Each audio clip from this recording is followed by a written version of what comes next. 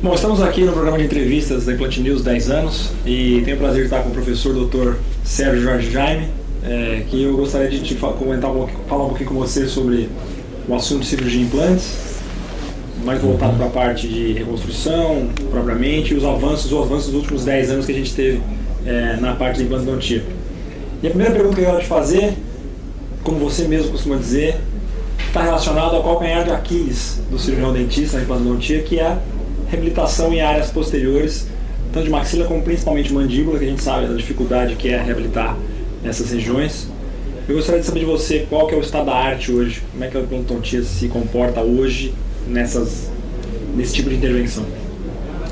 Obrigado. Primeiramente, gostaria de agradecer ao convite da Implant News, especialmente na pessoa do Haroldo.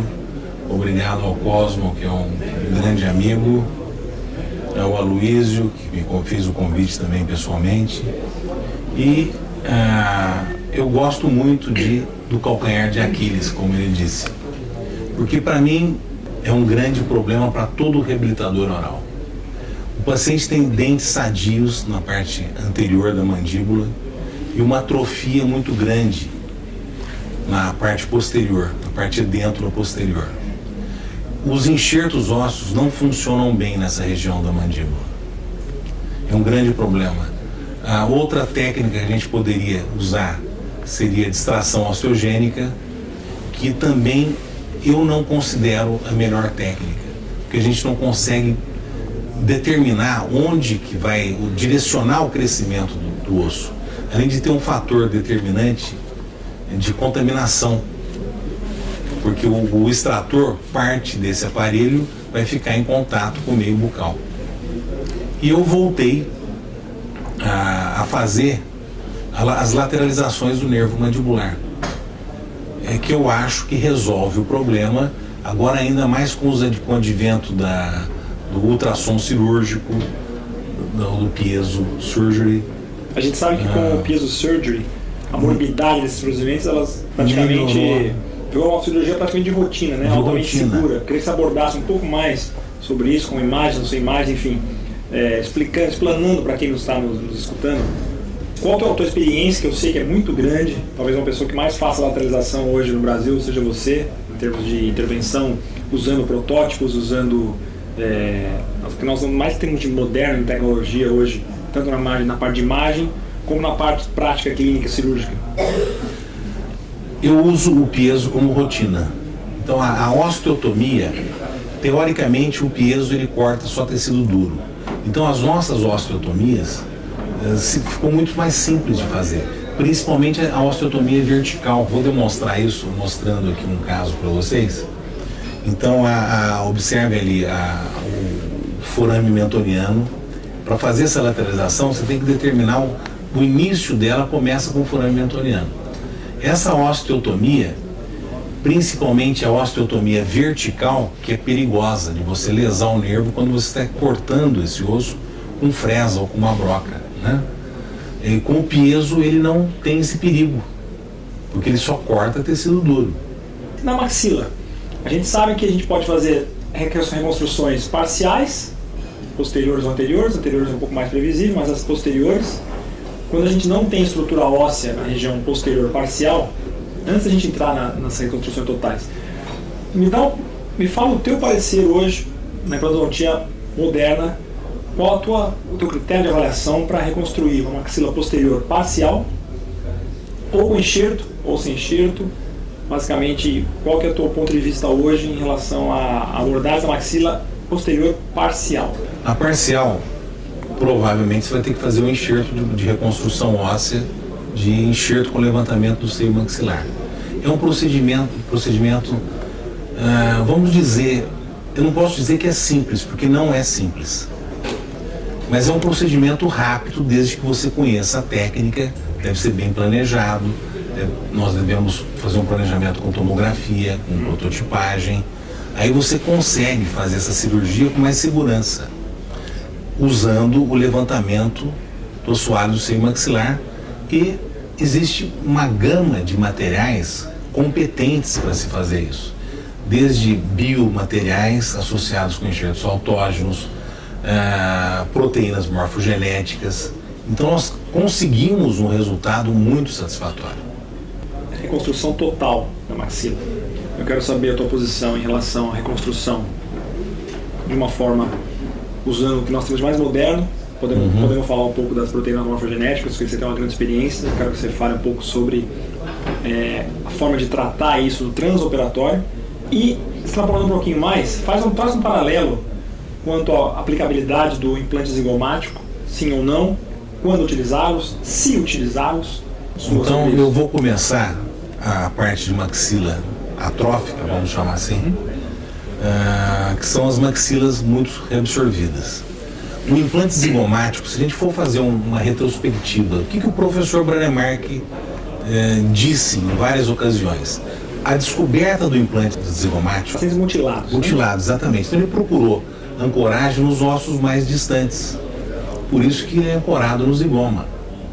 No meu modo de pensar, eu como cirurgião, a primeira coisa que eu iria planejar, meu primeiro planejamento seria reconstrução óssea. O implante zigomático você tem que deixar ele por uma opção quando você já não perdeu o enxerto, quando você não tem outra alternativa. Porque os implantes zigomáticos, quando ele tem sucesso, ótimo, funciona muito bem. Agora, quando existe o fracasso, o próprio cirurgião tem que estar preparado para as possíveis consequências que isso pode trazer. Sim. Porque são grandes perdas ósseas, grandes problemas com a comunicação buco-sinusal. A própria contaminação do implante dentro do seio maxilar. São sinusites violentas. Problemas crônicos bem graves. Muito complicado. E com os biomateriais, com a evolução dos biomateriais, eu não vejo justificativa para o zigomático ser a primeira opção. Então, eu acho, no meu modo de pensar, a primeira opção seria a reconstrução óssea. E o zigomático, num segundo tempo, você tem que deixar o zigoma. Se acontecer alguma coisa, ainda você tem o zigoma. Se a sua primeira opção for o zigomático, você vai ter como é que você vai fazer? No caso do você sucesso, já mutilou esse paciente. Concordo perfeitamente. No caso do sucesso do implante, parte técnica, ele tem que saber.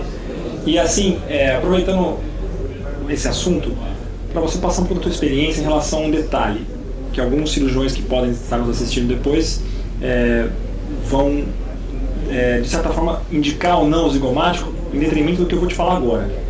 O paciente chega no consultório, eu sei como é que você conduz. Você fala assim, o planejamento do eu. Ou ele faz da minha forma, ou ele procura outro profissional. Eu te conheço, sei como é que você aborda esse assunto.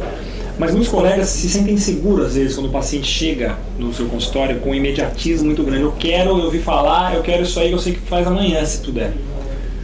Como é que você trata isso? Qual é o conselho que você dá para quem está nos assistindo com relação a essa abordagem, quando o paciente chega de uma forma assintosa até, querendo e dizendo que existe, que se ele não for fazer, e o cirurgião faz, e ele não vai fazer com ele porque ele não quer aplicar o zigomático como primeira opção? O maior problema é que hoje nós temos internet, temos jornais, revistas, o paciente tem acesso a todas as informações que nós temos. Então, se ele entrar no Google, escrever lá zigomático, enxerto ósseo, ele tem todas as informações. Então ele chega na nossa clínica armado com uma lista de perguntas e quer resolver o problema dele. E muitas vezes ele não tem um discernimento de saber o que é melhor para cada caso. Quase sempre não tem, né? Com certeza. A maioria das vezes não tem. Perfeito. E tem pacientes que vão pulando de dentista em dentista, querendo resolver o problema dele, pagar mais barato, é aquele eterno problema que todos nós conhecemos muito bem. Muito bem. E então a minha postura é a seguinte: primeira coisa, eu vejo quem me indicou esse paciente. Na maioria das vezes esse paciente ele já vem domesticado, vamos chamar assim, pela própria indicação. Não conseguiram resolver, aí ele vem indicado para me fazer já determinada cirurgia. Ele já vem domesticado, entre aspas, vamos chamar dessa forma. Entendi o termo. E aí fica mais fácil de convencer o paciente. Aí você vai pedir as tomografias, a prototipagem, se for necessário, e fazer um plano de tratamento um plano de tratamento tem que ser muito bem feito. Você tem que tirar fotografias, montar moldagens, modelos de estudo, montagem articulador, como a gente faz um planejamento correto. Perfeito. E se o paciente insistir, por exemplo, ele quer fazer um implante zigomático e eu vejo que não é a primeira opção, ou ele vai fazer no meu planejamento ou ele vai procurar outra pessoa. Para mim, não existe dois planejamentos. Eu acho que já ficou claro para quem está nos escutando. Então, para a gente concluir, tá na última etapa da nossa entrevista, qual que é o teu ponto de vista em relação à carga imediata? Pode ser ela parcial ou total? Qual a forma que você enxerga, como é que você indica? Eu quero que você fale um pouco disso para a gente. Carga precoce ou carga tardia? Faz um paralelo de esperar ou não espera? Fala um pouco se a gente for lembrar no congresso de 40 anos de osteointegração, que foi feita a pergunta para o professor Branemark, por que o período de 3 a 6 meses? Eu não sei se você lembra. Foi o tema do congresso. Foi o tema do congresso. Né? E o que o professor Branemark nos respondeu? Eu não sei o que iria acontecer. Em outras palavras, ele quis dizer isso. Não existia estudos multicêntricos. Então, por precaução, ele se resguardou. Então, nós devemos esperar então um período, ossos mais esponjosos 6 meses, 5 meses e ossos mais corticais 3 meses. Essa foi a resposta. E hoje em dia nós sabemos que a carga imediata é benéfica para o osso desde que seja bem aplicada. A minha tese de doutorado é sobre isso. Eu fiz uma pesquisa em cães, que foi publicada no JOME em 2010. Eu estudei aplicando força no primeiro dia, 7 dias e 14 dias. Estatisticamente não houve diferença. Então a gente pode considerar uma carga precoce a partir do 7º dia. Muitos autores falam que você tem que colocar a prótese até em 3 dias. Pelo meu estudo, até 14. Eu posso colocar, afirmo, isso já está publicado, que até 14 dias com segurança. E qual que é a vantagem disso? É muito mais cômodo para qualquer profissional fazer uma prótese em 2 semanas do que em 3 dias. Pode falhar uma fundição, a montagem dos dentes pode estar errada. E a própria resiliência da mucosa. Exatamente. Então você tem um reparo muito melhor tecidual. Uma folga maior até em 2 semanas, vamos dizer assim. A gente conseguiu, acho que nesses poucos minutos, fazer vamos abranger várias novidades em relação à evolução nos últimos 10 anos, desde a lateralização que tomou o partido novamente, está sendo bem aplicada de forma segura, com evolução da técnica cirúrgica. Falamos um pouco sobre a carga imediata, um pouco sobre biomateriais. Essa é a tendência hoje, então, que nós temos para a implantodontia moderna no que diz respeito à cirurgia de implantes. De forma, eu queria te agradecer a presença, uma satisfação e um orgulho muito pessoal aqui. Muito obrigado pela entrevista e, de novo, queria agradecer muito a Implant News, que é a melhor revista do Brasil, com certeza. Sem dúvida. O padrão de artigos que vem sendo publicados é uma coisa impressionante, não perdendo nada para qualquer lugar do mundo.